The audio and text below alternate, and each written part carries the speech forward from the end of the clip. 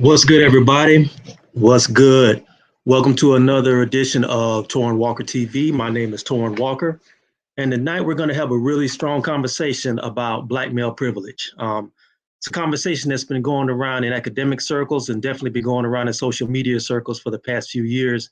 And what I wanted to do tonight was kind of like get into the origins of how the idea of black male privilege came about and debunk some of the myths and drop some truth and data about what black male privilege really is. And I have a really good guest joining me tonight, Dr. Hood Scholar, Dr. Travis Harris, PhD. He's the Director of Black Revolutionary Education for the International Black Freedom Alliance and the Editor-in-Chief of the Journal of Hip Hop Studies. His research examines the multiple dimensions of African diasporas with a specific focus on race, religion, and hip hop. So, Dr. Travis, welcome to the show. How are you doing? Yo, what's up? What's up? What's good, my man? Hey, can you see the background? I got Hood Scholar in the background. That's my logo. Yeah, I see it back there. I didn't know if that was like plants or flowers, or that was a banner back there or a flag. Yeah, it's a banner.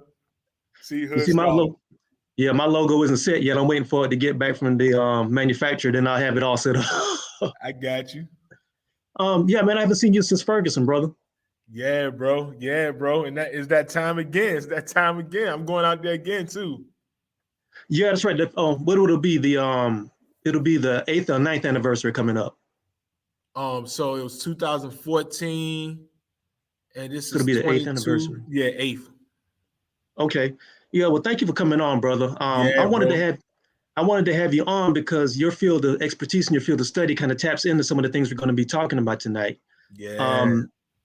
So we're talking about black male privilege, or what I like to call the myth of black male privilege. The myth. And what I want to get into is how did the idea of black men being privileged transfer from the academy? Well, how did it grow in the academy into the mainstream and into like common lay parlance? Can you give us some intro into that? Yeah. So first, all of this is white, right? So I asked this question on my Facebook a couple of years ago. I said, can anybody provide any evidence or sources of our ancestors, meaning going back from enslavement to Jim Crow, etc., talking about black male privilege? And you can guess, you think anybody was able to provide anything? No. I don't know. You tell me. What'd you get? You're in the academy. I got nothing. It was funny because one dude literally put the little gif of the tumbleweed going around. Because literally there was nobody could provide anything. So what happens is, right, of course, we all know the shift in academia and higher education in the 1970s with the feminist movement, right? So this is what happens pretty much throughout American history. There's always black people doing dope liberatory stuff. And then there's a response. So we had the Black freedom movement in the 60s, right?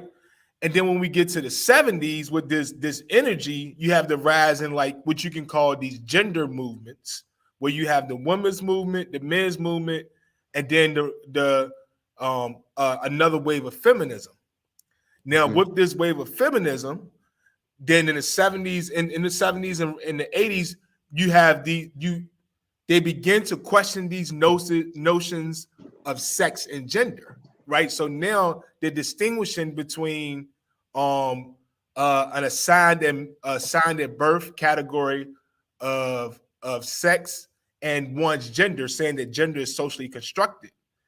And along those lines, there's this rise in saying that the problem that women deal with is patriarchy and the need to overthrow a patriarchal society, right? So because of patriarchy, because this is supposedly a patriarchal society, remember, this is all whites' perspective, right? Then a patriarchal society affords particular privileges to men. You following me? Mm-hmm. So what happens is, what they say is that men have privilege in patriarchal society, and because black men are men, then black men have access and privilege, have access to this privilege in a patriarchal society, right? But Okay. like we know, in the 70s, 80s, a lot of people weren't really rocking with academics who was spitting out this stuff. They were just like, whatever, right? So what happens is, again, movements, uprisings. Mike Brown, like we start off the show, August 9th, 2014, right? We have the Ferguson uprising. Shout out to my comrade, who's the director of Black Organizing for the International Black Freedom Alliance. He said, his name is Tory Russell, and you probably can find his video, but he says that Black Lives Matter underdeveloped the movement.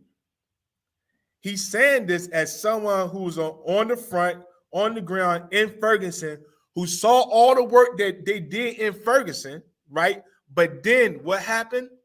Black Lives Matter got credit for it. Now, it was this shift with Black Lives Matter getting credit for the movement where they were then able to push these particular narratives about what? Patriarchy and Black men. So some people picked up on this earlier, right? But what they said was we needed to center Black women and LGBTQIA folks. And because we need to center them, we need to decenter Black men. And we need to decenter Black men. Why? Because they're the ones who have been privileged. So with the rise of, even though my comrades, my homies, my freedom fighters in Ferguson did the work, Black Lives Matter got popular. And then it was Black Lives Matter that pushed these narratives to the masses. So then that's why it was after 2014 up to present that we see this shift and this movement of these notions and ideas of Black male privilege going to the masses. I want to go back a little bit to talk a little bit about the origins of this, because you touched on it in the beginning. There's a book, and there's a scholar that a lot of people are not aware of. Her name is Shulamith Firestone. I'm part of Shulamith Firestone. She wrote a book in 1971, if I'm not mistaken, called The Dialectic of Sex, The Case for Feminist Revolution. In this book, this is the first time you actually see any sort of analysis about Black men and Black patriarchy and Black privilege moving into the academy. It was done through lectures before that, but this is the first time it was done in a book form that kind of went outside of the academy through white feminism into the mainstream, so to speak, even though it wasn't that big of a hit. And one of the tenets, there's a very important chapter in this book, the 5th chapter that I always tell people about. This is where Shulamith Firestone talks about the Black Panthers. Now, she doesn't really do much analysis of the Black Panthers. She reframes the Black Panthers as a patriarchal, oppressive group because she went to a Black Panther rally in I think it was in 1971 and 1972, and she saw some of the imagery that was going on around the Black Panthers. These were Black men in black berets and black leather jackets, holding rifles, holding shotguns.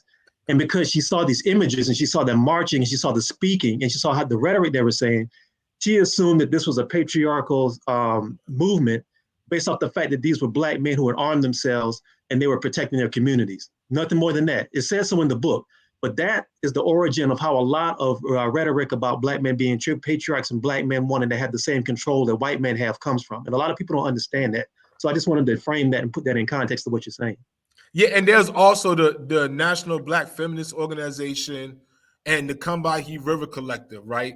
And where these Black feminists, what they're doing is they're saying that they're pretty much they're dealing with a double oppression. Eventually, they get to triple oppression. But they said that they were dealing with the racism and the women's movement, but then the sexism and the misogyny based on their gender in the Black Power movement, right? So this is where also you get these narratives, these infamous and false narratives about, for example, Stokely Carmichael, right? So remember when Stokely Carmichael said, he said something about Black women, where what it was it was a joke, right? I can't remember. Do you remember the phrase?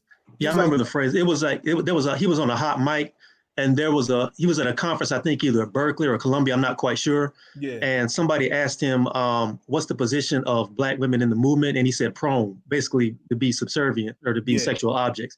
And it was a foul thing to say, and I'm not taking up for that. But the fact that he said that and it was on a hot mic and it went out, that became something that was used to beat him over the head for years. No, so actually, so Tommy Carey talks about this in this book, and it really was a joke. So what happened was it got misconstrued as if he was actually making these actual claims, but people in the movement who knew him personally, actually this Black woman vouched for him, said yes, it was a joke, and they misrepresented what he said. So yeah, I can find the Curry talks about it in The Man Not, but I can find the it was definitely tongue in cheek. Yeah, but that's what I'm saying. It was said as a joke, but I think because, plus you look at the heat that they were under at the time, I think anything that he could say out of his mouth could be misconstrued. Go ahead. Yeah, but that's the point, right? So it was the basis. Listen to this, right? The basis of their sexism and their oppression, right? Look at this. Look at these broad categories: misogyny, sexism, oppression, etc. is based on, for their proof, a tongue-in-cheek comment.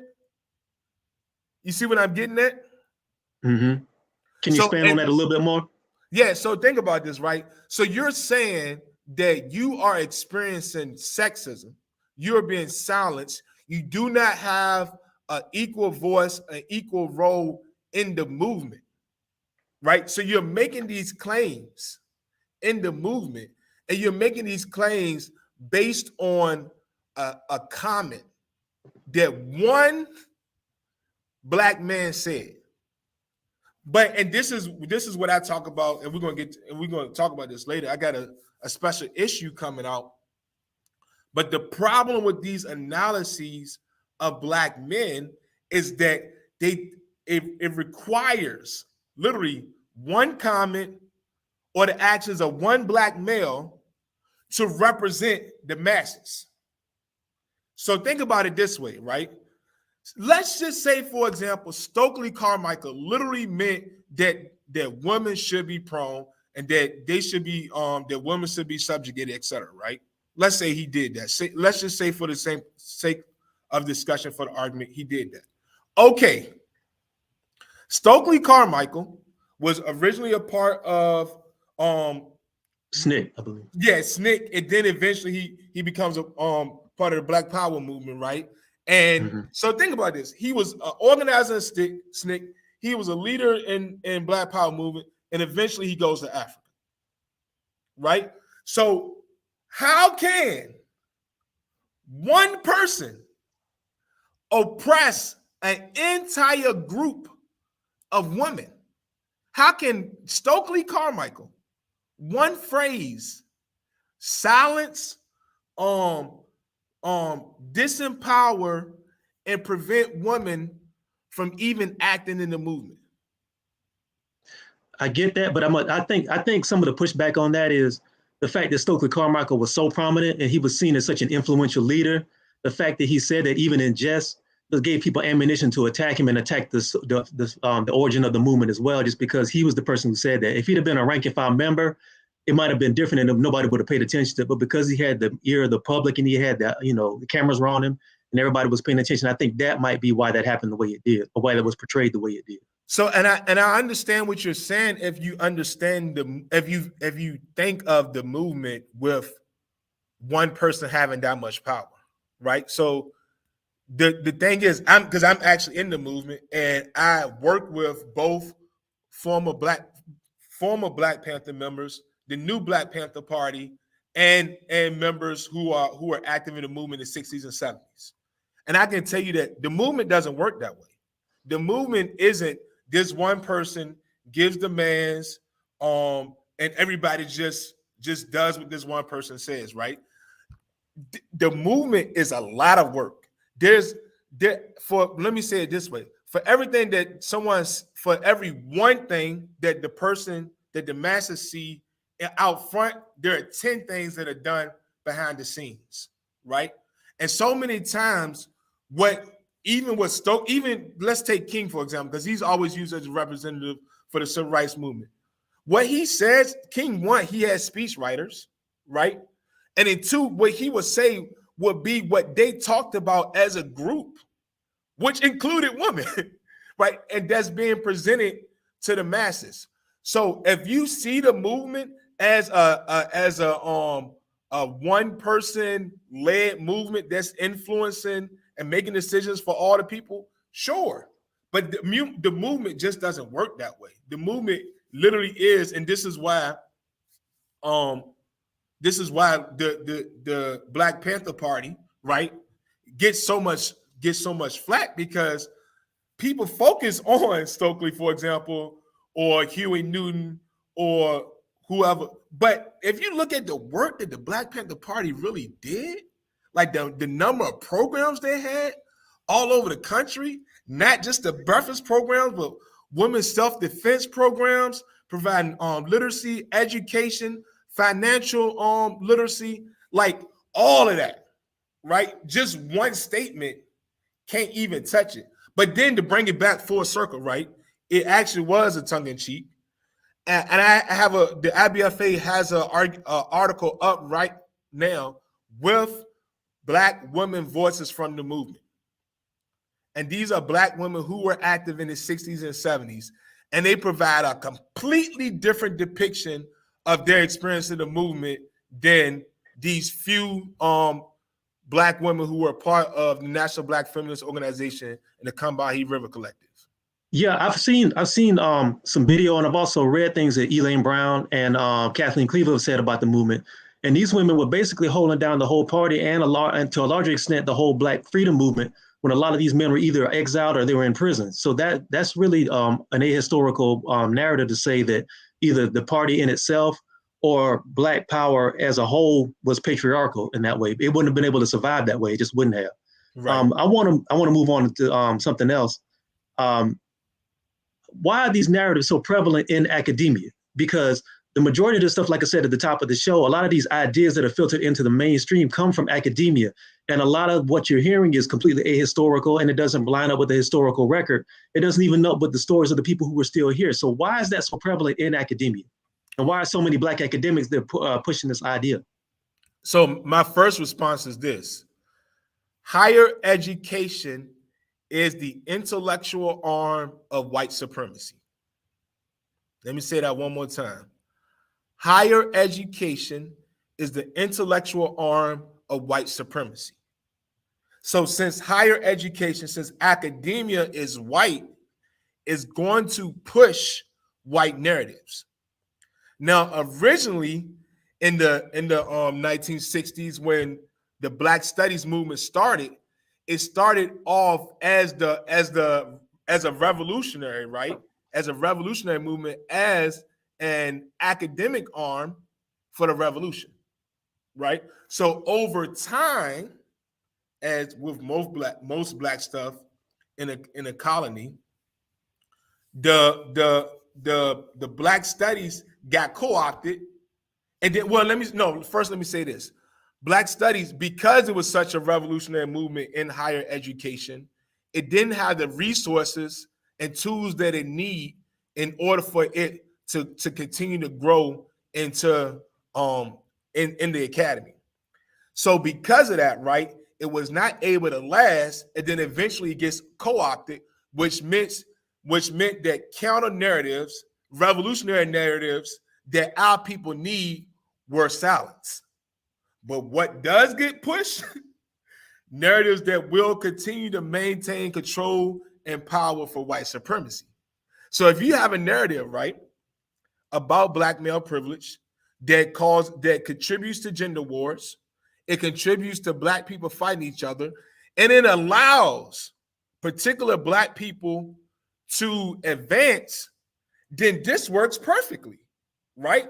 Because now you can say, look, you got the token Negroes, these are good Negroes right here. Look at these Negroes right here. Hey, they doing right. And if you don't fall in line, then you can really say like Joe Biden said, then you're not really Black, right? Because let me say it another way. And shout out to Dr. Tommy Curry, because he said this on another podcast, and I've seen this too. What has happened is this: really, Black feminism and these ideals has replaced Black studies and Africana studies. Let me give you my personal experience very quickly. Well, I was in graduate school from 2014 to 2019. And while I was in grad school, I always went and looked for the Black stuff. So when I went to conferences, and let me say that practically, looking for the Black stuff is when I'm looking for books to read, when I'm looking for sources, when I'm looking for classes, when I go to conferences, I'm looking for presentations, etc. Guess what I just kept on running into? Black feminism or narratives. I remember actually I posted about this on Facebook. I'm like, how come every panel I'm going to, I keep hearing about a Black man who was abusive or a Black woman who was abused? I'm like, really? Is this all academia? And of course, I'm a new graduate student, so I didn't peep the game in time. But then I finally realized, oh, this is what's happening. I realized it while I on near the end of my studies. But that's what has happened. Now these Black feminists, these discourses about Black men have replaced Black studies to the point that if you want to be quote unquote Black in academia, higher education, then these are the discourses that you push, follow, and believe in. And that's how they have been able to grow in academia. I want to touch on that a little bit. If you look at Black studies moving into the 1980s, there was a confluence of things that were happening along with the culture. Around the 1980s was also like the high point of Afrocentric hip hop. That's when you had like Public Enemy, you had BDP, you had X-Clan, you had a lot of people, and on the West Coast you had Parrish, you had Ice-T, and all these people were talking. You had all these people who were talking about Black politics, and they were talking about Black conditions. That also tied into the same era where you had like a rise in Africana studies moving into mainstream academia, like Leonard Jeffries at NYU, I believe. You had people like John Henry Clark, Francis Cress Wells, and even though they weren't in so quote unquote the mainstream, but they had positions in HBCUs and academics places where they could publish their work, and they were being taken seriously. I think there's a connection between the death of Afrocentric hip hop and political hip hop, with a lot of Afrocentrism in the academy, because the same time you started seeing that start dying away in the culture in hip hop, you started seeing that getting moved out of mainstream academic spaces, out of the few spaces that they did have. That was also the time where I think Leonard Jeffries filed suit against NYU because there was a challenge for him teaching Africana studies because they said it was divisive, and he went to the Supreme Court at NYU.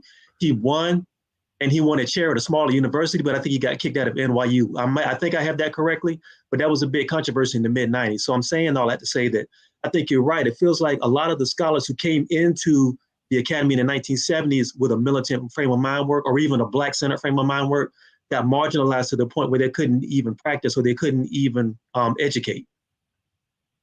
Exactly. And the messed up part, right? Because shout out to Akinle Umoja. That's my home, because he talked about this too.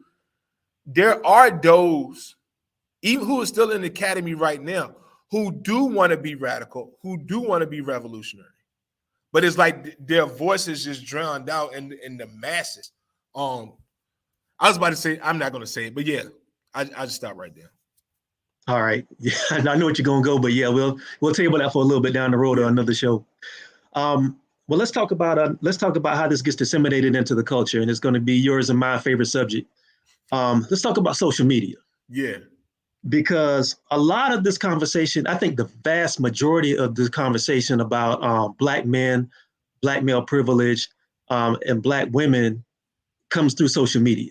Because if you look at the way social media is set up, it's set up to get you the quickest emotional return with the least amount of investment. And if you are, there's a lot of Black scholars, or quote unquote Black scholars, who are making a name for themselves, and they're using social media as a way to brand themselves and to advertise themselves. And a lot of what you get on social media is a lot of hateful narratives about Black men that are coming from scholars, maybe some of the ones you're talking about, that are so ahistorical or so or they don't have any data to back them, but they're able to blow up because nobody really checks them for that, and nobody really does the research, or even to the point that if you present data that says that what you're saying is false about Black men, they can automatically create a mob to either shut you down or they'll completely ignore you and that sort of thing. And a lot of people, because we live in an age right now where there's still I think there's still a lot of hero worship and a lot of idol worship of Black scholars. People are afraid to check them and check their work, and they're able to go on social media and proliferate, and that goes out again into the wider public who may not have the time to sit up and read and do the research on what these people are telling them, and that makes them extremely dangerous. So let's talk about that, as you're from the academy, even though you got on the over. Right. Well, first, shout out to you that you actually got a blue check and you holding it down. So I remember when I found you, you were a breath of fresh air, because it's like, wow. Because pretty much, especially on Twitter and on Facebook, all the blue checks, like, oh my Lord. It's like, here we go again. Another black skin, white mask. France Fanon was right, wasn't he? Yeah, and so was I'm blanking on his name. I can't believe I'm blanking on his name. Carter G. Woodson was definitely right, because it's the same thing. Was too. But look, so this goes back to 2000. Well, thank you for that, brother. I appreciate that. They love me and hate me. This all goes back to 2014, right? Because as Black Lives Matter underdevelops the movement, and they get this now that they are mainstream, what happens is, and this is why I was pushing back on how we understand the movement, because based on the incorrect understanding of the movement, these popular figures could then become representations of the movement. And so now Black Lives Matter is the representation of the movement. Not all the people on the ground on Ferguson, for example, who did all the work, right? Not all of us who got tear gas. Not all of us who got shot by rubber bullets and dodged real bullets. Not all of us, like, because this happened to me too, who was arrested and all that. It's Black Lives Matter. Well, because of that, if you can push this Black Lives Matter narrative, then what's happening? You getting book deals, you getting television writing opportunities, you get an opportunity to write for movies, and you know what else you get? You get a blue check on Twitter. You get a blue check on Instagram and throughout and on Facebook. So that's what's happening, right? And this is the effed up part about all of this, because of, and right, and you know what? At some point, I just got to tip my hat to them. So, like, the Black feminists who organized in the 1970s, even though they were small, they were smart, because they were organized. They created a collective statement, a combined collective statement, and they stayed fervent in the academy, which led to, right, even though bell hooks didn't have any citations, right? Yeah, hold on. Before you start, let me say this now, because people get mad when I say this, but I'm going to say this. Because I said something about bell hooks after she passed, and I also said something a couple of days ago that everybody hated, but it was all the truth. I want to say this. I think there was I think bell hooks did do some things that were worthy for the Black collective to a point. But where she falls short is when she talks about Black males and Black male experience, because she has no basis in that. And here's the thing a lot of people don't understand. Bell hooks has the same relationship to data and research that a vampire does to a cross. And that's just the cold hard truth. A lot of the stuff, when she talks about Black men, it's the truth. A lot of the Black men to a cross. It's the truth. A lot of her books have no basis in real data, and there's no research in a lot of those books outside of her talking about her family. When she talks about Black men, a lot of the men she's talking about are her brothers and her father and her relationship to them. The only time she talks about Black men outside of that circle is either through pop culture or through the Central Park Five. And if you take a look at what she said about the Central Park Five, that should be enough to make you question everything else. But that's all I wanted to say. But go ahead, brother. Yeah, and you know, I should have. I'm gonna get hate mail for that one, but it's the truth. No, I do need to be more careful, because let me say that I know people who bell hooks means a lot to them, right? And for those people, from their perspective, bell hooks had good intentions, and bell hooks actually love Black people and love Black men. So I'm not even trying to go down that path of arguing about someone's fave, right?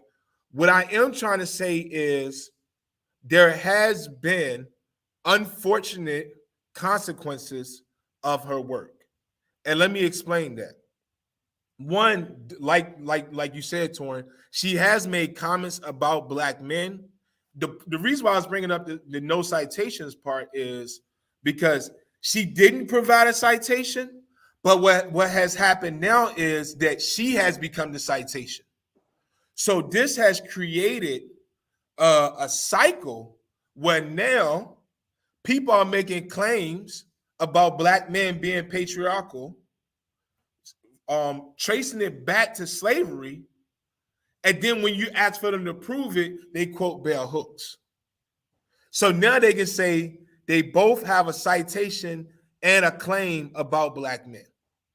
You see what I'm saying? Mm-hmm.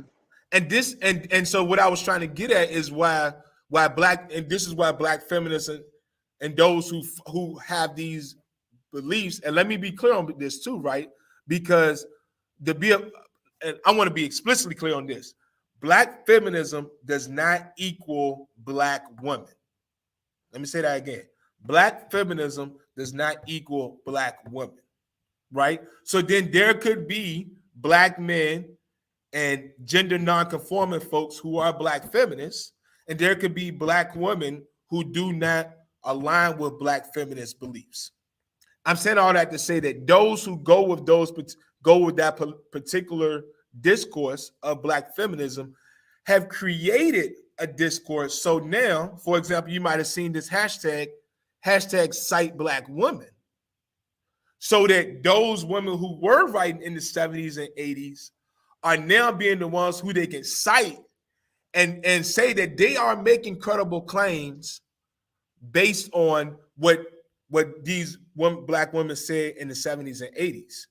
The reason why this is so effective on social media is because, one, now they're saying that they have citations, but two, they're saying that they're citing a Black woman.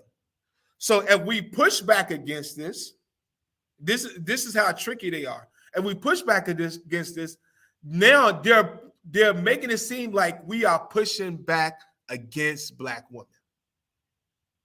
Okay. Does that make sense? You see how I set that up?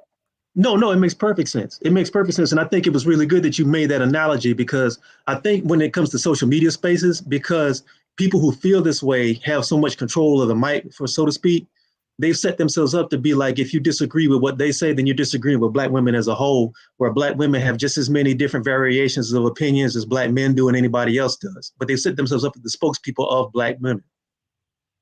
Exactly. When a lot of us have to only speaking for themselves. I want to continue. No, I want to continue. I just want to do some housekeeping real quick. Yeah. Shout out to everybody in the chat. Also want to drop a support panel. If you like the conversation we're having, if you like the content we're doing, you can support the channel through Cash App, PayPal, Patreon, or Venmo. Everything's under my name, TorraineWalker. Feel free. Feel free to give often and give everything. Everything you send me goes to complete the show, so I can do better backdrops and have more people to sign up to take care of the editing. But I don't have to do it by myself. But let's go. Let's keep it moving. I want to talk about, and this is what I really want to get into. I want to get into the myths and I want to get into the data. Yeah.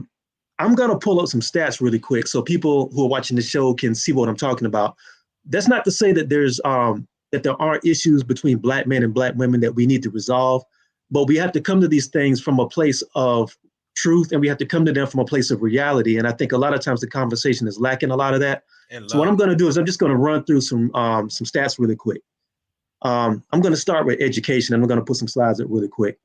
In 2019, and these stats I'm pulling up come from Pew Research and the Brookings Institute. In 2019, 28% of Black men ages 25 to 29 had a bachelor's degree or higher, compared to 30% of Black women, over 40% of white men, and nearly half of white women, according to the National Center of Economics Education Statistics in 2019. The gap is even higher at higher education levels. Only half as many Black men have a master's degree as Black women, which is 9%, compared to 4% of Black men. 8% of white men and 13% of white women have master's degrees in higher education. Let's talk about generational poverty next.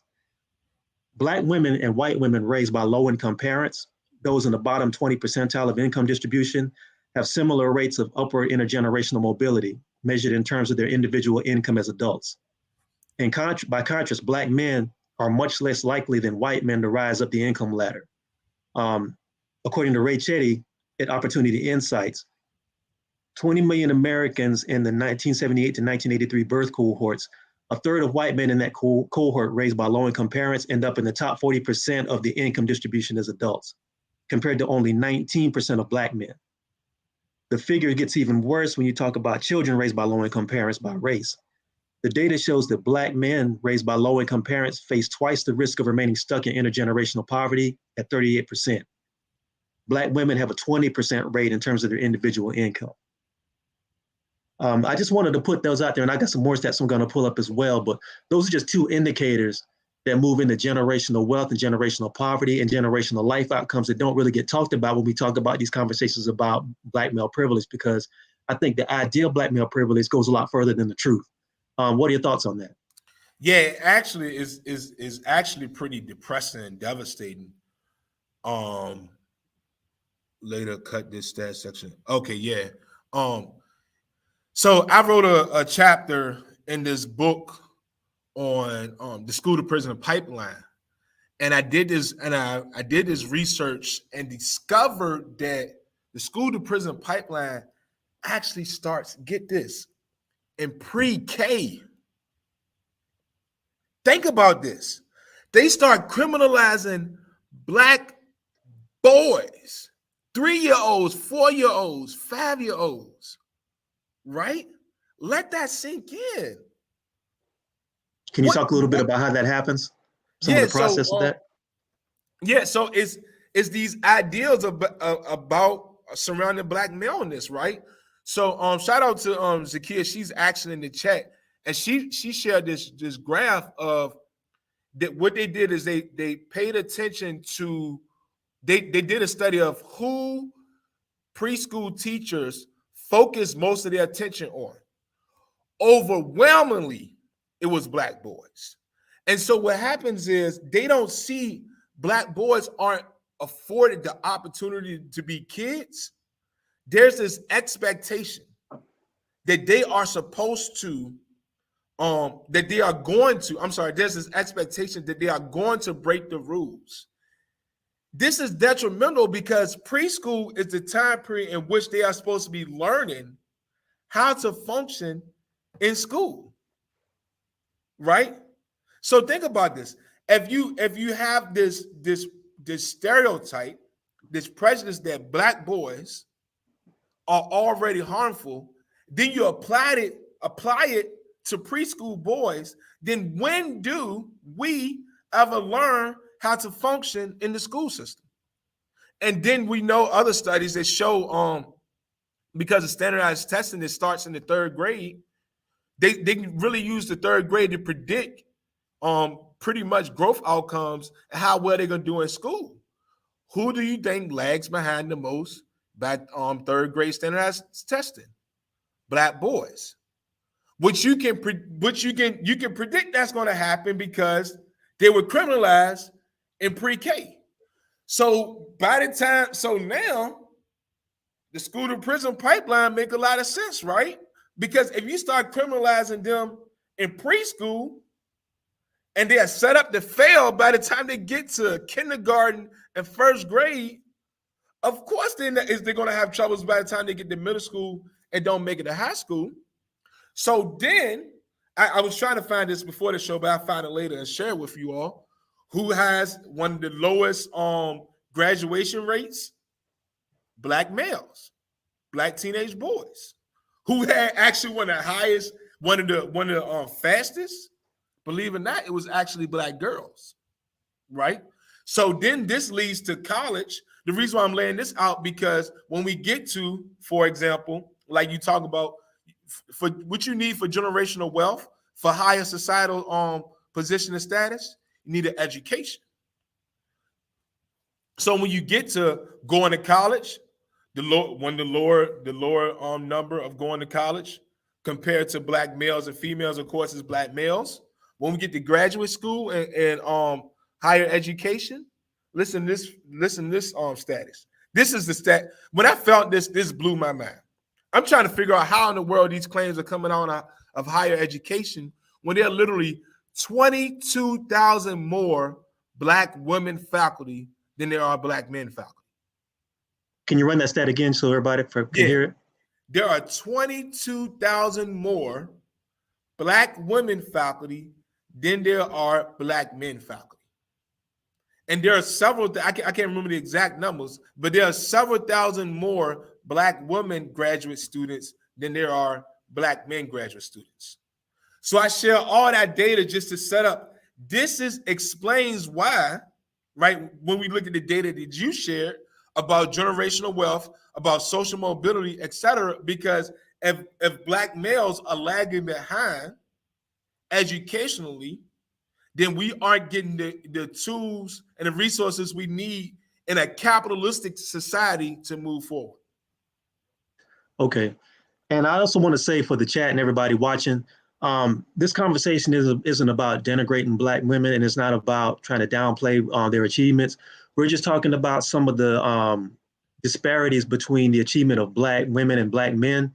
And it's not to say that this is the fault of Black women, but it's just there's a very small cadre of opportunists who happen to believe Black women and some Black men of every gender stripe who feel like the way to succeed is to be detrimental and push hateful narratives about Black men. And that's what we're talking about tonight. So I just want to put that out there to make that clear. Let's go on to something else I want to talk about. Let's talk about how, do you think that the disparities in gender when it comes to tenure and when it comes to faculty tie into some of the myths that go out from the academy into the wider world? Yeah, definitely. And you know what? I'm glad you said that, because I do want to I want to reiterate that point that you just made, Torraine. I love Black women. I'm supporting. Actually, I love all Black people, right? And I want to say all Black people because I know there are people who don't. There are Black people who don't identify by a particular gender, who have a different sexuality. So I want to be clear about that. And my motivation for this is Black love. And I am glad, I'm actually happy that Black women are having the successes that they have. The only concern I have is that I don't want Black women success be to the detriment of Black men success. Ideally, we will all be successful as a people, right? Mm-hmm. So I just want to put that out there. To go back to your question, yes, there's a direct correlation. So as you gave in the introduction, I'm the editor-in-chief of a journal. So as the editor-in-chief of a journal, I see how the publishing process works. So think about this, right? If somebody writes an article and they submit their article, if none of the reviewers are Black males, if none of the editors are Black males, or if none of the of those who are running the journal or the publishing company, whether it's for example, if it's a book or a blog or all these avenues to disseminate information through higher education are Black males, then who's going to check these ideas about Black men? You see what I'm saying? Mm-hmm. So that means that very well people could actually, in good faith, be saying things that they believe are helpful or beneficial to Black men, but because our voice and our input is not a part of the process, then it can unintentionally be harmful. Mm-hmm. Thank you. I want to talk about one more thing, and this is another one of my second favorite subjects outside of social media discourse. Let's talk about the prevalence of anti-Black misandry in movement spaces and in academia, and definitely in just the public discourse. We live in America. We're Black men who live in America, and America has always been anti-Black, but it's been especially anti-Black male. A lot of the economic destruction of Black towns was based on the idea of unbridled Black male sexuality, to the point where it was like all a white woman had to do was say that a Black man looked at them wrong and the whole town would be destroyed and half the people would be massacred. This is something that goes back to America's origins in chattel slavery and commercialized and capitalist slavery, where you had to completely dehumanize your cargo and your human beings that came from Africa into being barely sentient thinking human beings. And I think that's filtered down in through the academy, definitely into general everyday life in America. And I think, unfortunately, a lot of Black people who work in academia, who work in media, and who definitely proliferate on social media have these hateful, anti-Black, misandrous ideas about Black men. Can you talk a little bit about how those ideas influence and how they inform some of the discourse about Black men and the idea of Black privilege, Black male privilege? Yeah, so we think about it, right?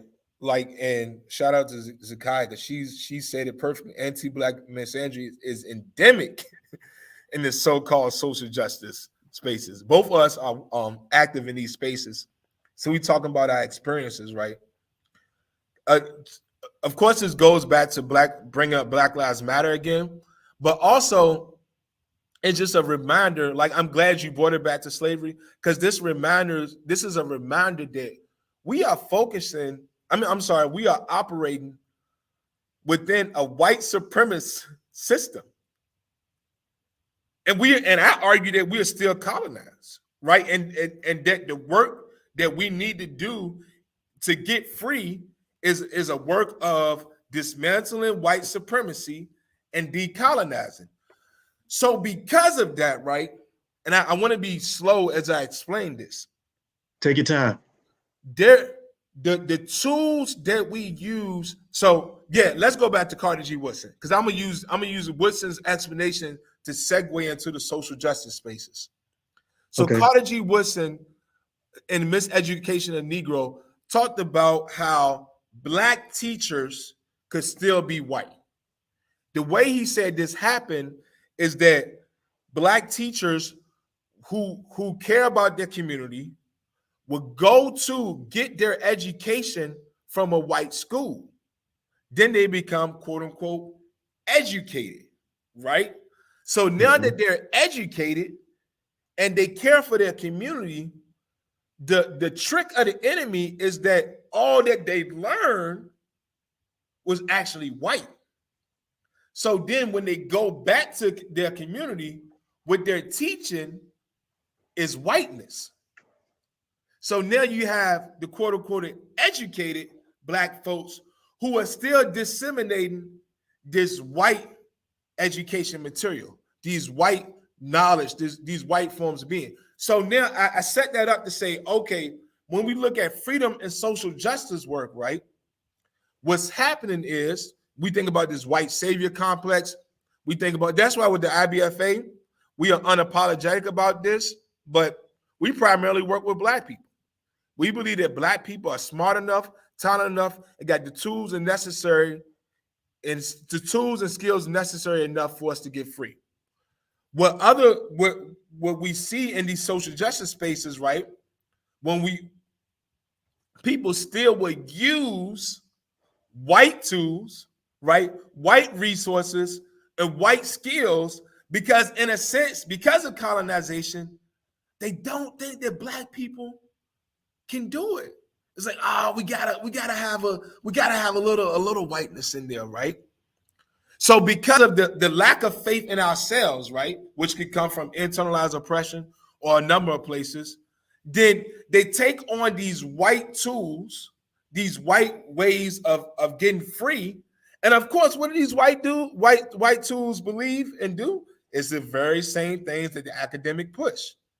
Anti-Black misandry, these gender wars, this Black discord where we're fighting each other, etc. So what I'm saying is, the reason why we have this anti-Black misandry, these perspectives that are detrimental to Black people, even within those who are trying to make things better for Black people, is because they're still using the tools of the colonizer, the tools of the oppressor. I want to talk about that. I'm glad you touched on that, because that was something that I actually saw, observing and documenting and reporting from St. Louis and Ferguson when everything was going on. When the uprisings around Mike Brown first started, the first people who you saw on the ground who were physically pushing back against the police, and you can speak to this, were brothers who lived in Canfield who were from the hood. They were either brothers who were corner boys, brothers who were gang members, brothers like that. Tats on their Who, face, everything. yeah, you know what I mean? It was cats like that who had finally been pushed against the wall to the point where everything exploded, and that was a spark that set it off. Those were the people who you saw throwing bottles and throwing tear gas back at the police and everything. It was very much a grassroots, for lack of a better term, uprising. And it wasn't just black men; it was black women. Yep. There were black There were queer LGBTQ. folks. Yeah, Yep. there were black LGBTQ people out there. Tori told me a story about some people who were in drag who came out there who were fighting about pushing back against too. It wasn't about anybody's gender. It was about the fact that they were all black and they were We fed all up. wanted to get free. And if you go back and look at some of the people who you first saw talking to CNN and talking to the major networks, they were hood people who had absolutely no filter. And I'm going to mention one, rest in peace to the brother Darren Seals. He was the one who kind of became the focal point of that. Yeah. Little by little, you started noticing that the conversation got a little bit more milquetoast, and it got a little bit more polished, and it got a little bit more politic. Instead of talking about hardcore straight up liberation, it got to be more about electoral politics, and it became more about trying to smooth things over in a way. And they got people who could talk really smoothly. I'm not going to say any names, but I'm just saying. No, but I was going to say, this remember is where they came from. Darren Seals warned us. Yeah, I'm going to get to that. Way back then. Yeah, I'm going to get to that point. Yeah. I'm just saying that to say that happens in a lot of movements, but this is the most recent example of this. The people who have the heart to push back are the people who are on the ground, poor and working class people who are going to 9 to 5s, who may not have a college degree, they may not even have a GED, but they know how to go out here and they know how to get things done, they know how to push back. What happens is once you have enough media critical mass, this is when the opportunists come in. And this is when the narrative gets changed from liberation, it gets changed from black issues and black on the ground issues into these esoteric conversations about things like gender and things about feminism that have nothing to do with why people were on the ground. And I'm saying that to say that I think part and parcel that comes along with that, and you can back me up in this or correct me if I'm wrong. I think once that starts to happen is where a lot of anti-black misandry starts to come into play, because if you're coming from the academy and there's no black men and there's no conversation about black men or black men's economic outcomes or black men's lived experiences, what you're going to bring to that conversation is a lot of hatred about black men and a lot of preconceived ideas about black men, especially if you're coming from the academy and you're black, but you may not know how the black community lives, or you may come from outside the black community and the only way you know about the black community is reading it in a book or going to school to figure it out. Am I right? You're exactly right. And I'm glad you brought that up, because I just want to say this. Count the cost. Black family, count the cost.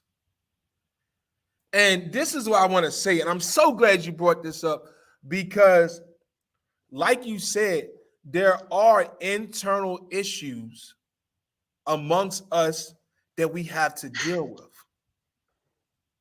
And I just wish, like for those academics and for those helicopters and those who come from outside, right? They can't really count the cost, because the cost for them is maybe they might feel discomfortable, right? Because they're not really going to go talk about it in the classroom and talk about the real issues, because they're going to do the things to maintain their job.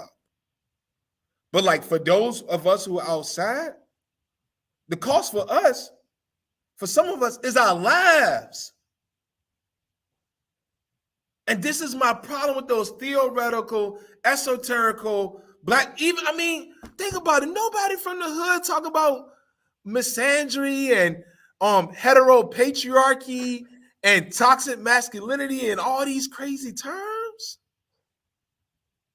So if there are issues that you really want to address and bring change, think about those of us who are actually struggling.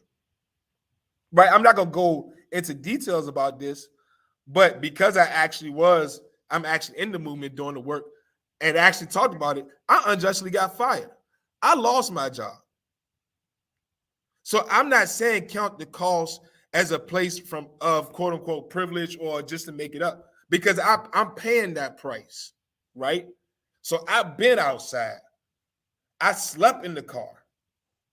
The conversation gets different when you shift from these back and forth social media narratives to you said a black, how you gonna tell me I got privilege when I got kicked out of the academy? I'm sleeping in my car. What kind of privilege? I'm glad you mentioned that. Just for the record, I want people to know that Travis is a PhD, and because of his movement work and because of some of the positions he took, he had some issues dealing with the academy, and he had to rebuild his life and come back into the academy after a long period of some really serious things. So I just want to let the public know that, just so people can have some awareness of what's going on. And I just want to say one more thing, and I'll give it back to you. Yeah. There absolutely is a hierarchy in the academy.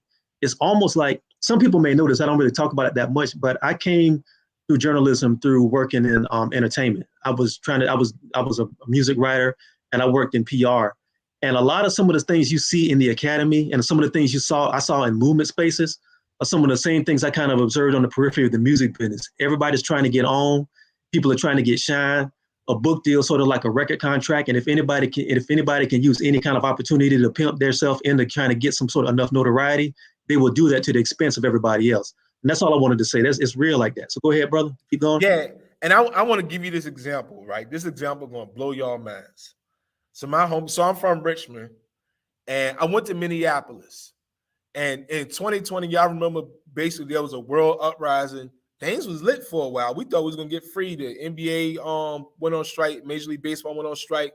My homie was in Richmond, and y'all, I don't know if y'all know this, but eventually they took some statues down in Richmond and Monument Avenue. Well, during this uprising, my homie was out there. I'm mentoring him. He was reporting to me what's going on because I'm from Richmond, so he's telling me what's going on. There are these two activist, political types. They're out there, and they're giving the little. They got the bullhorn. They're doing a rally with all the people, right? My homie was there with two black homeless men. The people. I don't want to say their gender identity because I don't want y'all to think I'm attacking a particular group. But what they said on the bullhorn to the rally was, "Black men, you need to check your toxic masculinity. You need to make sure that you aren't silencing women, and you need to check your privilege." Just go on with all these terms. Now listen to this. They took an Uber there.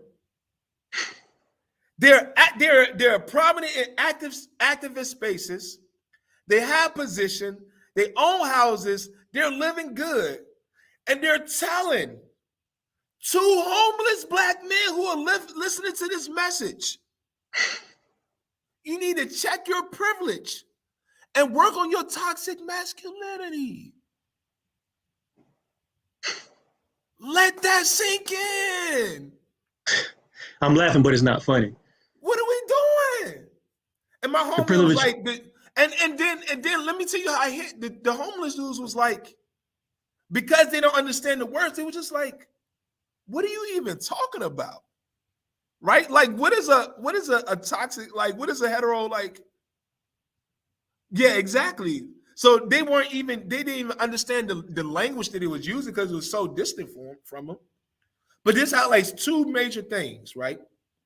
One, we aren't really accounting for the actual lived reality of black men, right? We make the highest percentage of the homeless population in this country. We have the highest unemployment rate in this country. We have the lowest life expectancy, right? And a whole nother bunch of issues. So that's one thing. But two, if you actually want to bring change, this approach ain't working. One more example, now I'm turning back over to you, Torraine, because I recently was doing some research on domestic violence, intimate partner violence for males. The research is overwhelmingly focused on women. So much so that other than the work of Tommy Carey, I could not find one academic piece that focused on black male victims. Let that sink in. I'm glad you brought that up. That's perfect because I just so happen to have some stats in front of me right now. I'm going to run through them real quick.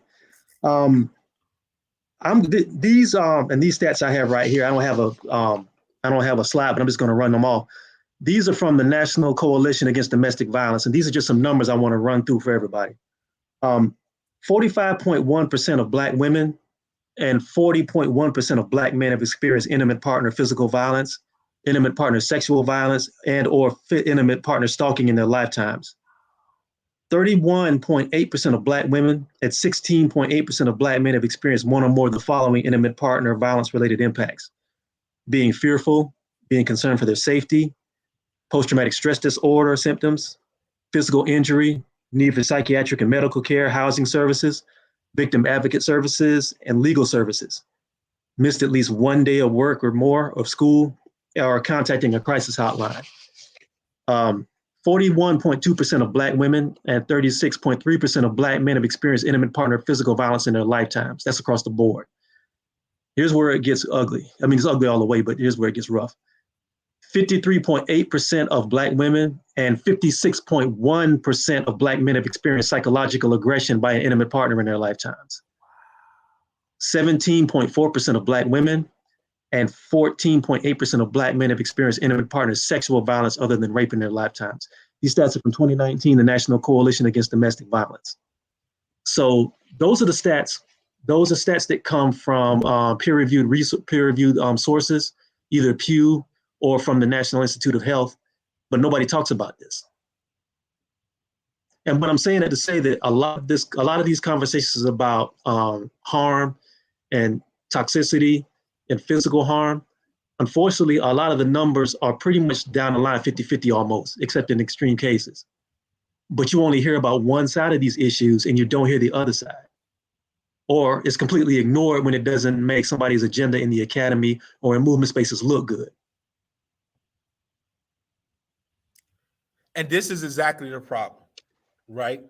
So the whole framing with this Black male privilege discourse is that it's completely one-sided, right? So it would say, let's focus on the 45% of Black women, and let's either intentionally or unintentionally leave out the 40% of Black men. So if you leave out the 40% of Black men, then the claim could be that Black males are privileged because they are now, and this is, and just for people who don't understand the discourse, the Black privilege discourse is, let me say it this way, their major goal for the Black privilege discourse is to highlight the harm that Black men are doing to Black women. And when you understand that, and you say, okay, I see where you're coming from. The problem with that is because the problem that they have is that you are only telling us half of the story, literally half the story, because the other half is that Black women are also hurting Black men.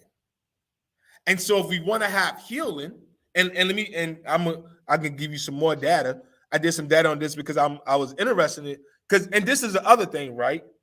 When we actually look at solutions, we can't just keep going with the Black male privilege, Black male privilege, Black male privilege, because solutions will say, look, I figured out that between 70 to 80% of people who commit abuse were abusing their past. Torraine, do you know who the highest percentage of parents that abuse their children? I know, but go ahead and tell it for the audience. Black women. So if a Black mother abuses her Black son, and there are no mechanisms or very few mechanisms in place to bring healing to those Black boys, how then and why then do we hold Black men accountable for the abuse that they cause for others? Yeah. There's a song on Kendrick Lamar's previous album before the Steppers on Damn, a song called Fear. And a lot of people didn't really talk about that particular track. They loved everything else, but basically the first verse of that whole song is basically him going through a litany of things he heard as a child growing up from his mother, talking about, I'll beat your ass for this, I'll beat your ass for that. And it goes on for like a minute. And a lot of young black boys and young black girls grew up in households like that. I mean, all you got to do is go outside, you hear it every day, where like young black boys can barely ask a question without getting told to shut up and getting told to be quiet, or I'll hit you for this, or I'll hit you for that. If you grow up in an environment like that, and you psychologically link that with somebody who's feeding you and clothing you, and you think that's love, what are you going to model in your relationships when you go outside of that house? What are you going to model in your marriages and in your relationships and in your relationship that is supposed to be uplifting and loving? But we don't really talk about that because it destroys a narrative. And it destroys a narrative that says that because you are a mother, you automatically supposed to be respected. And that is true to a point, but you can be a toxic mother just as much as you can be a toxic father. You can have toxicity is gender neutral. And we don't talk about that. Something else I want to get into, what does that do for the mental health of young black boys when you grow up like this and you have all this negative reinforcement coming from people who are supposed to be your support system, whether it's parents, whether it's academia, whether it's other women and sometimes other men and people who are telling you that you're worthless and that everything about you is based in privilege and you can't say anything about that because if you do, then you're exercising your privilege. So because there's a serious mental health crisis in Black America, and there's starting to be a little bit of conversation about that, about the mental health crisis in Black men and young Black boys. But if you take a look at some of the suicide rates among young Black kids, young Black boys, you look at some of the mental health challenges that Black men are going into, either from abuse or either from neglect, it's getting ugly out here. So what does that say about that when the people that are supposed to be defending against that have some of the same hateful attitudes about young Black boys as white supremacists do? So Black male teenagers have the fastest growing rate of suicide right now. I'll be a little bit personal. I remember being 35 years old, still working through my trauma as a child. And that personal story, I feel like captures this, right? That grown Black men are working through our childhood traumas. And I do want to say, because Torraine, I believe you and I are on the same page of this, we actually don't want to turn around and say, and we want to do the same thing and bash Black women and Black mothers or this and that. No. What we're saying is that there's a cycle of abuse that really is branched out of white supremacy and colonization, right? So because we are in a white supremacist colony that stripped us away from our land and enslaved us, this is what started this cycle of abuse, right?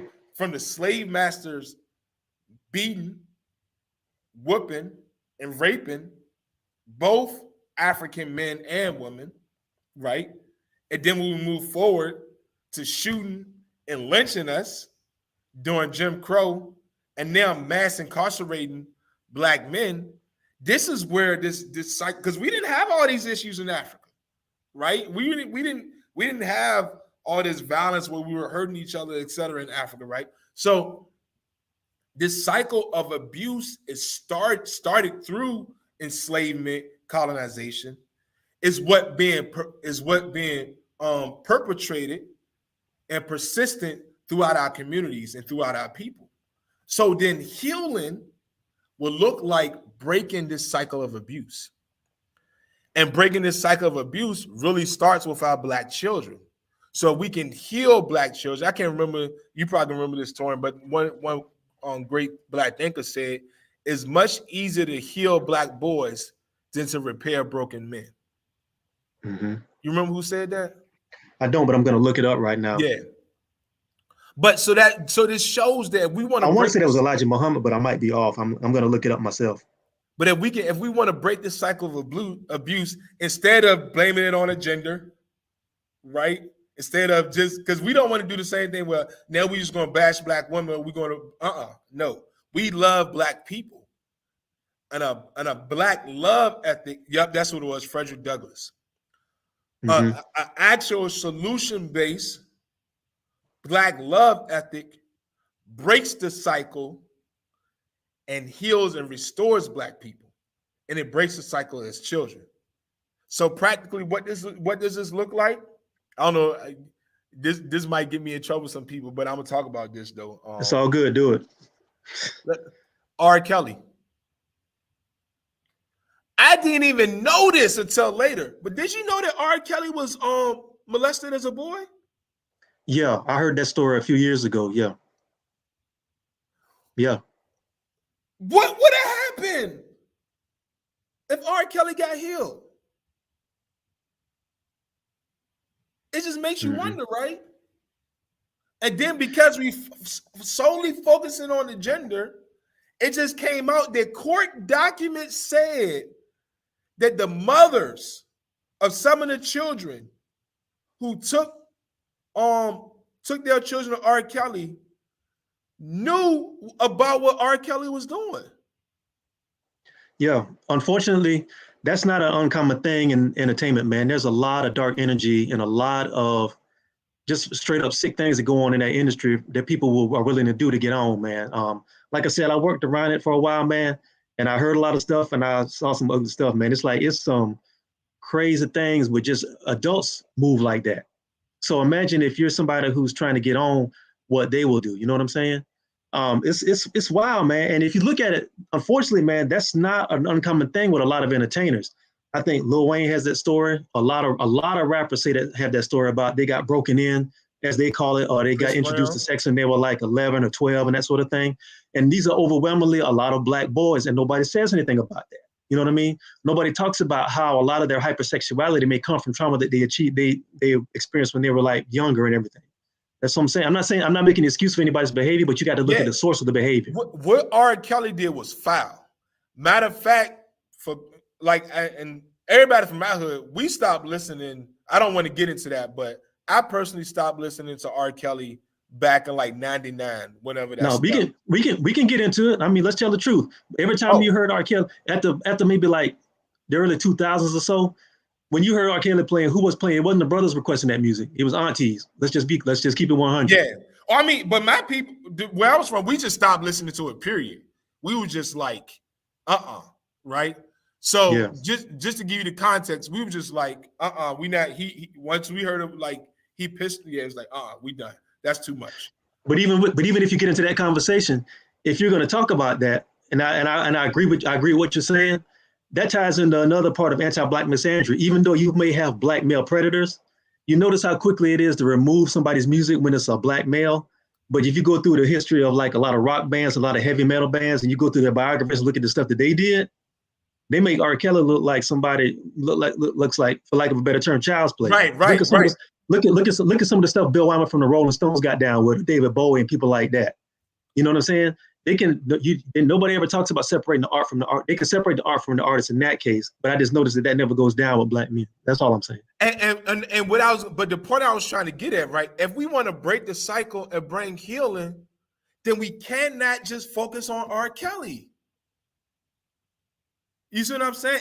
If we just push this Black male privilege or just this Black male abuser narrative, then that does nothing to deal with the Black boys who are being molested, or nothing to hold the Black mothers who bring the children to them accountable. You see what I'm saying? And that's what I'm trying to get at. For some kind of reason, I don't know how, but Black men became the poster child of abuse and all this other stuff. Even though you got Epstein, you got these white men who have literally whole sex operations, right? Yeah. But you want to do a documentary on Bill Cosby? Mm-hmm. And that's my problem, right? And that's what I was trying to get at. Because, like, the issue is I'm tired of us being the poster child of messed up deviance, debauchery, and all that stuff. Yeah. And again, I just want to preface that by saying one more time, that's not to say that nobody needs to make excuse for anything those men may have done. It's just that on the grand scheme of things, white males have way more dirt and way more heinous and more revolting things going on that you barely ever hear about until after they're dead, or until like whatever they're dealing with has been adjudicated. That doesn't happen with us. I mean, you look at people who like I said, Weinstein, somebody like a Weinstein or something, that's like a 1 in a million shot. Something like that almost never happens when you're talking about powerful white men. Almost never.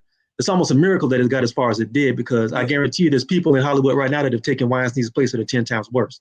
And you won't hear about them until after they're dead. And yeah, and that's why I set it up that way, right? Because I didn't want it to seem like that I'm excusing their actions. Yes, they need to be held accountable for what they did. But I'm tired of that one black man representing all of us. Exactly. Because that's the way the black male privilege narrative works.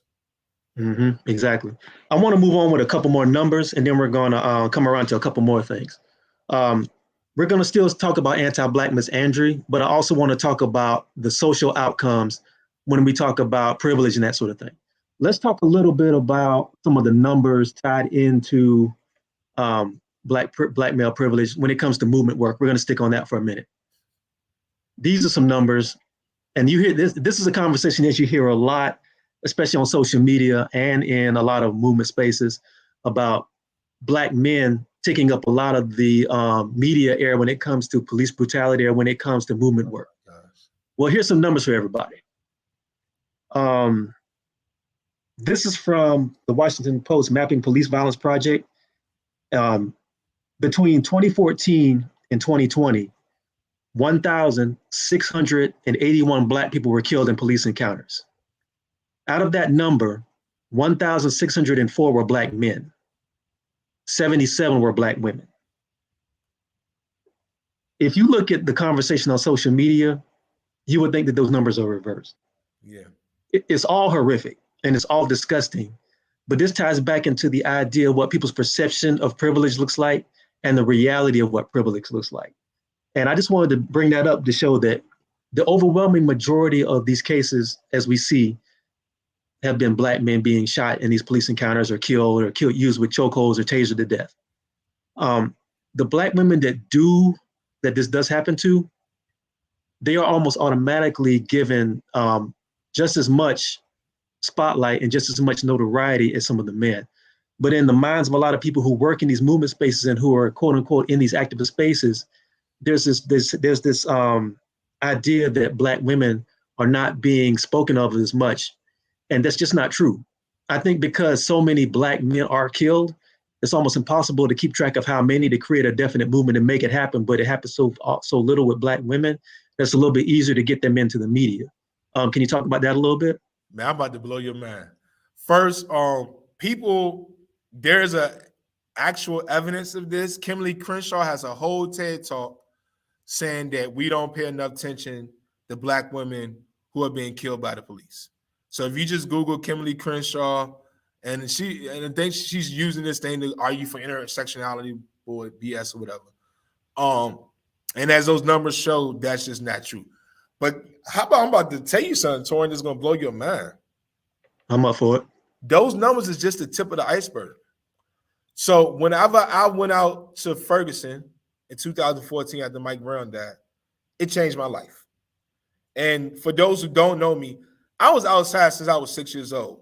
I was on community work. I was working in detention centers, food drive, social justice work, dental, helping people, low income people getting access to dental work, transportation, affordable housing, all that. When I went outside to Ferguson, it changed my life. So after that, I actually started doing work on specifically police brutality. And I went to a couple of marches in DC and I started working with people on the ground. And you know what I found out? There are so many black men that are being killed that we don't even know. So the Washington Post, let me tell you the methodology. Washington Post came up with that 1,600 by looking through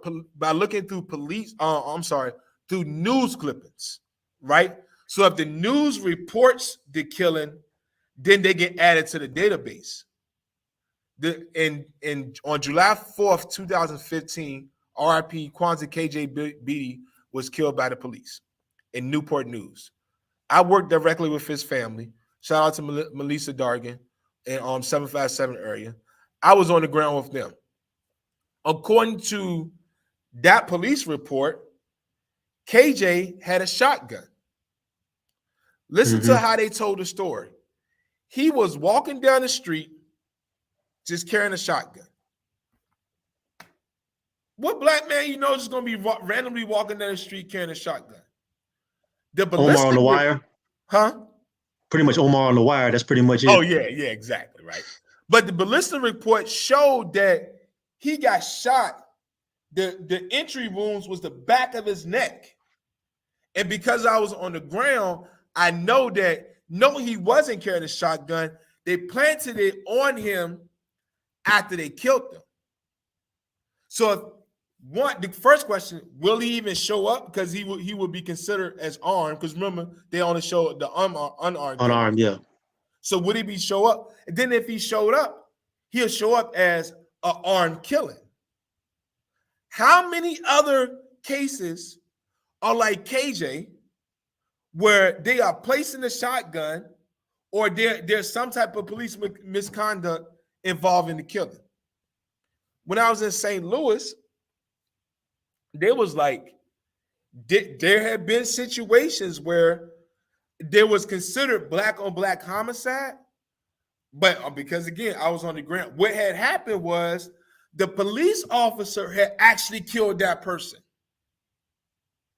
So it's hard to quantify and codify these numbers, but how many black men are like either KJ, who I personally know the family, or like the ones in St. Louis where the police officer killed them, but they're being counted as a black on black homicide?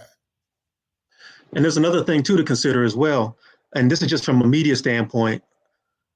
How many of these stories happen in small towns where there's very little media presence and nobody ever hears about it? It becomes a one-day story in the newspaper, which nobody reads, if that, and then it goes away. You look at the situation with Ahmaud Arbery, that happened in Savannah.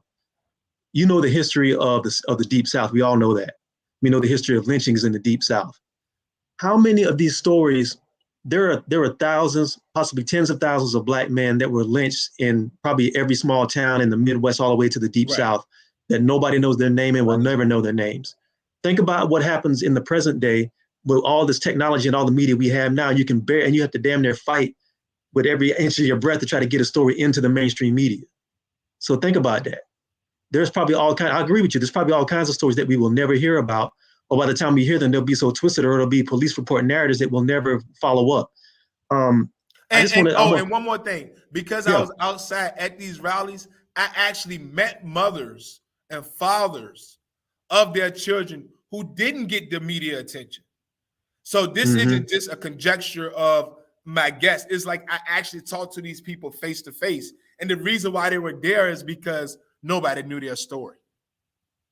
Thank you for that. I want to do a little bit more house cleaning real quick. Well, shout out to Eric Cunnings. Torraine easily brings some of the best analysis on YouTube. Thank you so much for that, man. I really appreciate that. If y'all want to help me out, I'm going to put up the funding screen again. If you want to show some love, you can hit me up on TorraineWalker on Cash App, Real TorraineWalker on PayPal. You can hit me up at, let me take this down because I'm doing all this in myself right now. You can look me up on Patreon, TorraineWalker. Also on Venmo is TorraineWalker. Be sure and show me some love so I can get all this stuff together so I can find me some more people to help me out to do this and everything. I appreciate it. Let's tie into one more thing. Let's see. I want to go into one more thing. We talked about mental health outcomes. Let's talk about, and this is where people are going to get upset, I think, if they're watching on Twitter, because this is where a lot of this stuff comes from. Let's talk about desirability politics masquerading as power politics. Because there was a lot of this conversation. Yeah, let's do it. There's a lot of these conversations, again, that happen on social media are tied to a lot of things that aren't really based in any kind of real data. A lot of this conversation is driven by, and I hate to get into these conversations because God knows enough people talk about this stuff already, but it is a factor and we have to get into it. A lot of the conversation on social media when we have these conversations about privilege, talks about pretty privilege, and we get into ideas of colorism, which is valid, but to get into these ideas about like what is desirable as a black man and a black woman. You see it more with black women because that's who mostly talks about this stuff on social media. How can we separate conversations that really belong on reality shows and really belong in romance conversations and stuff that doesn't have really anything to do with black people and political education and separate that from real power politics. Because I'm gonna be frank with you, I'm tired of seeing black men don't like me because of my hair and all the stuff that's been going on for the past 3 days. That's a conversation you have with people at home. You don't really need to have that in real political conversation. But it's moving into these spaces because it's gibberish that people can easily run with. What are your thoughts? So you ain't got to worry about getting in trouble. I'll take all the heat. No, actually, I got a good answer to this. It's actually twofold, right? On one hand, I'm gonna give you the light answer. It's popular. So some people, they just clout chasing. This is if I saw this one woman, she went live. And it really appeared as it looks like she thought about it. She's like, oh, if I say this, the people going to respond this way, right? So a lot of it is you talking about that TikTok video with the sister combing doing her hair and everything. You talking about that? It was this one with this black woman. She was in college. She actually was pretty attractive, and she was like, no black guys wanted to talk to me. And so what happened was this dude walked past her, and she never said anything to the dude. And then everybody was like, the dude could have just been on his phone or preoccupied. But she took the dude walking past her and not talking to her as black men not being interested in her. Mm-hmm. And then she went viral, and everybody was like, and I was like, and then somebody said in the comments, what, you dated my cousin? And her cousin was, yeah. So it's like, some of that is just for like some of the stuff, because it's social media, right? It's entertainment, it's fun, it's exciting. It's let me just do this to get attention, or let me try to because then some people's like, oh yeah, you went viral, yeah. So, but on a serious note, actually, again, this isn't based on gender, because I see this with both black men and women. A lot of people are hurting. A lot of people have either unresolved traumas from childhood, from a relationship, from a previous person. And then what they do is they take that pain and project it onto people. Let me talk about this, and let me tell you why this is dangerous. Because what happens is a person will, and again, because this is how this discourse works, all it takes is one or two examples. So they might have had a painful relationship with this person, with this one. Since we're talking about black male privilege, let's just say this one dude did something foul to him. So then what they do is they take that pain. Yeah, that was it. They take that pain, and then they take that pain and project it onto social media. And so a lot of our people, we say all the time in the International Black Freedom Alliance that the foundation, the Black freedom, that's exactly it. That's crazy. But it threw me off. Let me get it back. It's all good. I know, right? But don't want to generalize black women unless it's something positive. But the foundation for Black freedom is Black healing. And I'm telling you this just from my work and research in both Black mental health spaces, and Black mental health research. So many of us are carrying this pain, this unresolved trauma, and then if some of it wasn't even another dude or another woman, right? And some of it was, and then they take that and because they don't have healthy outlets, and this is why we need Black healing, because we don't have these healthy outlets to heal, then social media becomes that place. Okay. Yeah, we're going to move on from that because, like I said, I hate even getting into these conversations. Yeah. I cut them off when I see them, they're tiresome. Let's wind down with, let's talk about maybe some solutions. What can we do to heal some of this stuff? What can we do to alleviate some of this pain that a lot of people are dealing with? And what can we do to correct some of these narratives?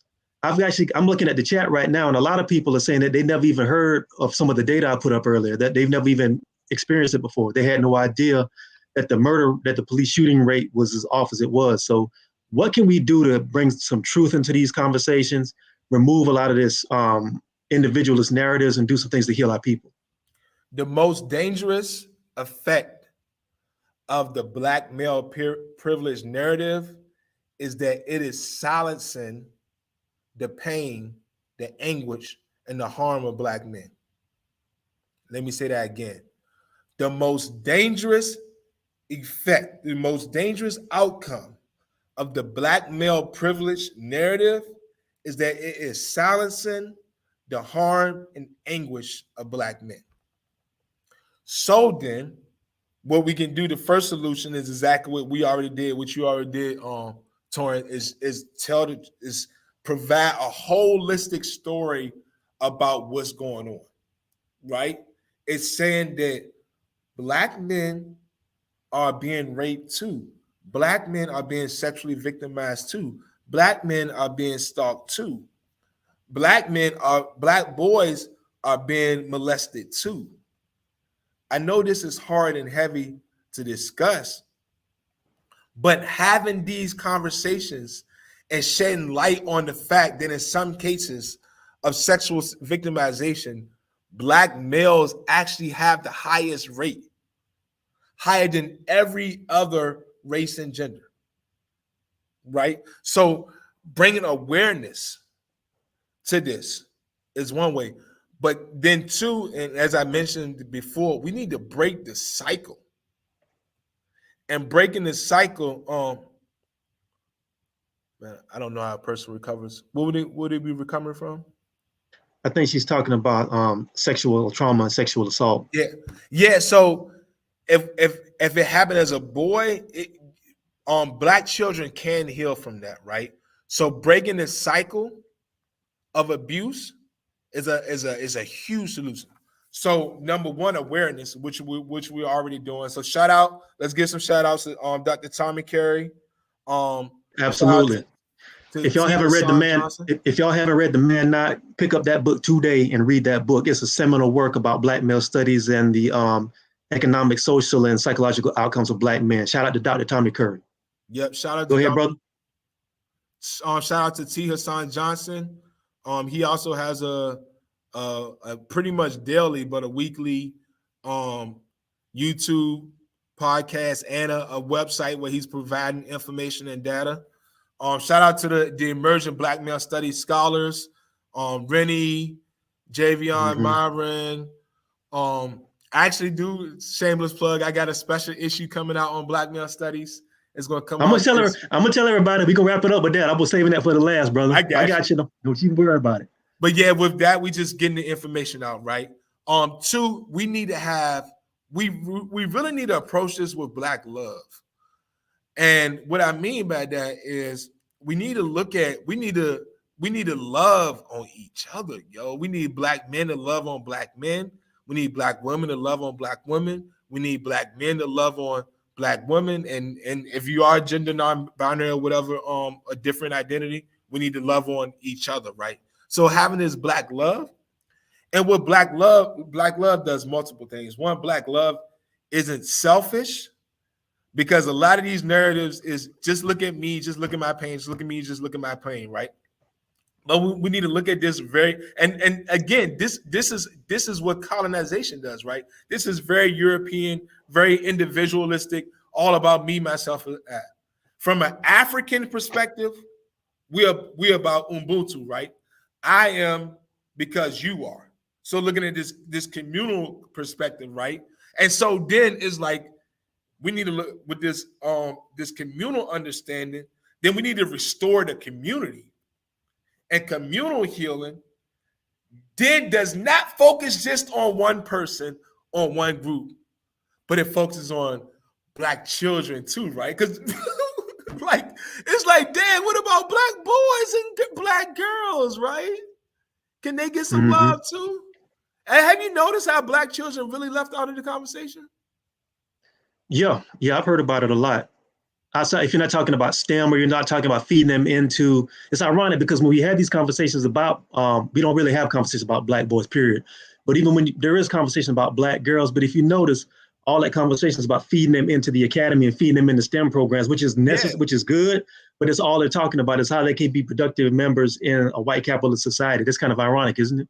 It is. Nobody's talking about that.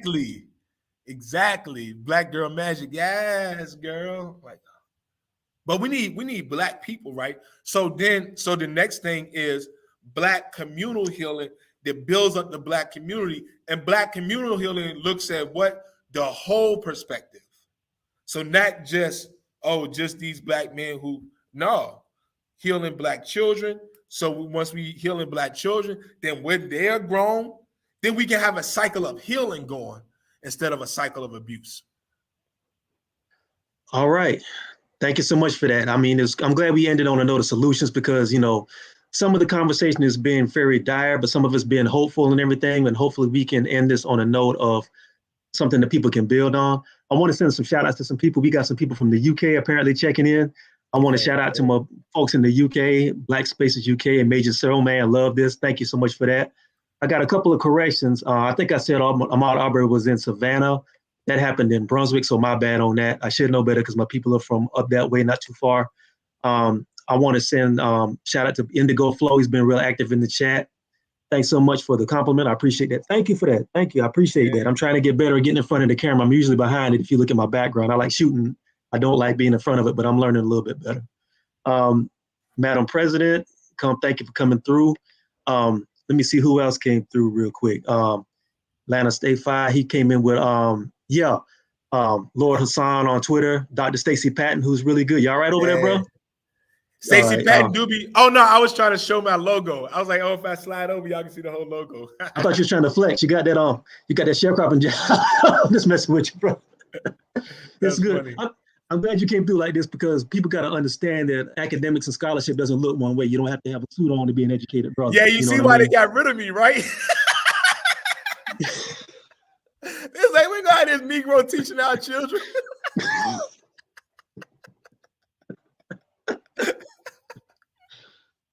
Bro, man. I got to tell you the story one time when I showed up on CNN with a hoodie on, how that went. When I was working in mainstream media, that was a fun day. Yeah. But yeah. Anyway, I think we'll put a pin in it there. Everybody, thank you so much for coming through. Thank you so much for listening. Thank you so much for everybody showing up. So Travis, man, what you working on next, brother? Go ahead and plug your stuff. Man, I got a lot of stuff coming out.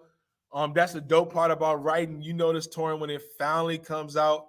Oh, Quado, I didn't know you was in here. What's up, man? Me neither. Yeah, I just happened to see him. I had to put him up here. Yeah. Yeah, you're right, Sir McDougal. And this is a good segue because I quote his work in this. I just co-edited a special issue with my homie O'Shawn Gatson. He actually is a Black psychologist, so y'all should find him. He's a one person I would recommend in Black mental health. Again, O'Shawn Gatson. But O'Shawn and I co-edited a special issue on Black men, and I think it's in the Journal of Black Sexuality. I can't remember the exact name of the journal, but it's coming out either this month or next month. I'm really excited about that. And in it, we really try to move the field of Black male studies forward. So I got that coming out. I gave Torrin a sneak peek. I got a couple of articles. Some of the stuff that I discussed today, I've been actually getting published around the world. So I already got published in South Africa. I got it published in UK. So I don't know if Black Space UK, you saw it. Next, I'm trying to get it published in Brazil. So just really trying to pull the cover off of Black Lives Matter and how it pushed this Black feminist narrative. Next, Torrin, I don't know if you got the press release. If not, I'm gonna get it to you. But we are going to do the IBFA. We're going to do we're going to make a stance against this recast of The Color Purple. Oh, word. Yeah. Okay. So they're going to play the Color Purple on August. It's either August 2nd or 3rd in St. Louis at the Muni. Like the Muni is like this big place where they show a lot of shows, and we're going to we're going to do a statement before just laying out some of the data and the problems that we have with the filming and the portrayal of Black men in the Color Purple. So be on the lookout for that. If you don't, send it to me when you get a chance. I don't think I got it, but send it to me again, please. Yeah, we did a press release. All right, cool. I'll send you that. And then, of course, Mike Brown Memorial Commemoration is coming up again. So I'm being St. Louis, August. So yeah, I'm gonna be there for that. and then I'm gonna be there for the memorial, and then y'all gonna be the first to hear this. But Baba Dadi and I, who I mentioned earlier, he was active in the movement in the 70s, and him and I are working together on the statement for the Color Purple recast. We actually working on an article that reframes our understanding of the movement. And the argument is that because we focus too much on the well, in the 60s, it was the quote unquote civil rights movement and King and X, and now it's the Black Lives Matter movement with the quote unquote 3 queer women, because all 3 of them weren't queer. But because of that, we misunderstand the movement. And what we're going to argue for is a proper understanding is the Black freedom movement that started with in Africa and continue on to today. So that's what I got working on, bro. Grinding. All right, bro. You got a full plate, brother. Just to let people know too, me and Travis first linked up physically a couple years ago. We did we co-hosted a talk, and it was basically focused on the fathers of Black men slain by police. And it was a really powerful night. It was a really powerful night. It was a really emotional night too. It was real heavy. I talk about this. I'm gonna be transparent with it. It was so heavy that when I got back to my hotel room, I had to cut the lights off and just sit in the dark for a couple of hours. Yeah. Because we don't hear, and this ties into what we're talking about tonight. We don't hear about the stories and the pain that Black fathers suffer when their sons, and a lot of times in this particular instance, their namesakes are taken from them by police violence and police murder. So what we're trying to do is just try to build on some of these conversations we're having so we can have a fuller spectrum of what we need to get free as Black people. And it's too polarized on one side and you don't hear enough of the other. And we got to try to come together to have rational conversations like this. Travis, give everybody your digit, give everybody a mask so they can get a hold of you on social media. Yeah, so I'm Dr. Hood Scholar on all social media platforms. Hood Scholar on Facebook, Dr. Hood Scholar on Twitter, and Dr. Hood Scholar on Instagram. All right, and if you're just coming in and this is your first time getting to know me, my name is TorraineWalker. I'm a writer, I'm a journalist, I'm a documentary filmmaker. I'm a rabble rouser sometimes, apparently, on Twitter. You can find me, everything, all my social media is under my name, TorraineWalker. Nobody else has it. And for the people who are listening who are in media, it's pronounced Torrin like foreign, because I'm tired of y'all messing up my name every time I'm on your shows, but it's all good. Shout out to you, Dr. Harris. Yeah, man, thanks for having me on, man. No, my pleasure, brother. We got to come back and do this again when the anniversary rolls around. I might come out and do it from St. Louis, so we can do it that way and bring some more people into the mix. Yeah, that'd be dope. All right, everybody. Thank you so much for checking in. And again, if you can show some love for the channel, hit me up on my Cash App, hit me up on Patreon, on my PayPal, all that stuff, because I don't have money to buy 5 mansions, so I got to do all this out of my own pocket. So y'all come show me some love. I'm not dancing on the streets, so we're gonna do it this way. I ain't got no electric slide for y'all to give me nothing on. So yeah. Anyway, everybody, thanks again for coming in. Y'all have a good night. God bless. Peace out. Peace.